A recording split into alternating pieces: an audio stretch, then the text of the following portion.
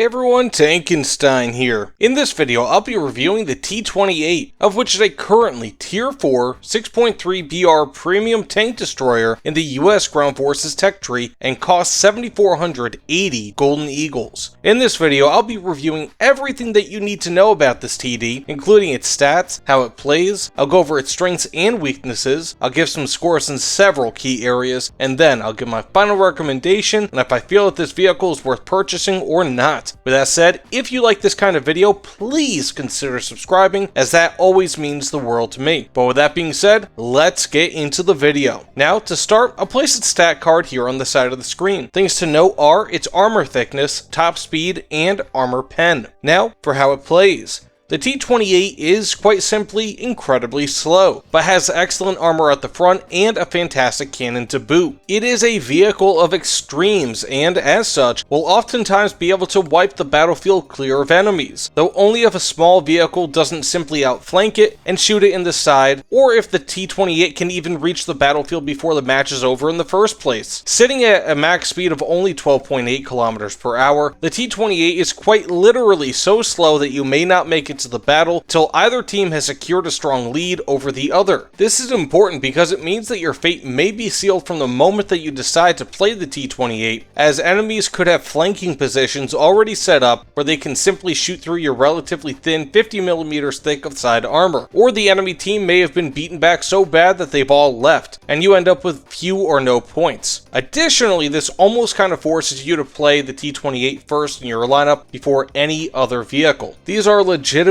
concerns and things that have happened with some frequency, for me at least, when playing the T28. Regardless, assuming that you do make it to the battle and it is not a complete rout, the T28 is best played as a stationary vehicle that can ideally protect both of its sides via some form of cover. If you find a good spot to snipe from, the T28 will absorb heinous amounts of shots at the front, all while being able to return fire with some regularity, assuming that the T28's giant 105mm cannon isn't destroyed by said incoming fire. The only problem is that the gunner's optics on the T28 only have up to a 3.5 times zoom, which may hold you back from sniping at long ranges. You can, of course, also act as an assault gun, moving up slowly along a flank, destroying all enemies in your way. But this strategy relies heavily on luck in that the enemy will simply not just disable your tank, or worse yet, just shoot through its side armor with ease. While it can be incredibly powerful, the T28 is simply too reliant on its extreme characteristics to be consistent force in most battles. Now with that said, let's get into its strengths and weaknesses. And first, for its strengths. It has an incredibly thick frontal hull armor at 305mm, with over 290mm extra being on the cannon mantlet. Second, it features an excellent 105mm cannon that can shoot through over 250mm of armor with its great T28 APC-BC shell. Third, it features a top-mounted HMG that can help with destroying lightly armored vehicles and planes. For its fourth strength, oddly enough, the T28 is so slow that its lack of speed allows it to be able to fire accurately while moving, almost acting kind of like a stabilizer. Fifth, it has a very large and spaced out interior that can help with crew survival. And finally, the T28 features premium RP and SL bonuses. Now for its weaknesses. For its first weakness, it is ridiculously slow at just 12.8 kilometers per hour for its top speed. While it has the same top speed as the T95, at least the T28 has a better power to weight ratio, though of course it also features much higher ground pressure, making it turn a bit worse. Because of this terrible mobility, your options in battle are severely limited, and you will typically not arrive to the fight until minutes after everyone else. Second, the T28 has some of the best frontal hull armor in game, but it still features some large weak spots in the cupolas that can be easily shot with HE-filled ammo to kill the tank from the front. For its third weakness, the side is also weak, with just 50mm of armor thickness. Fourth, the 105mm cannon is absolutely massive, and is actually an incredibly easy target to destroy. For its fifth weakness, the same cannon also features a fairly long reload.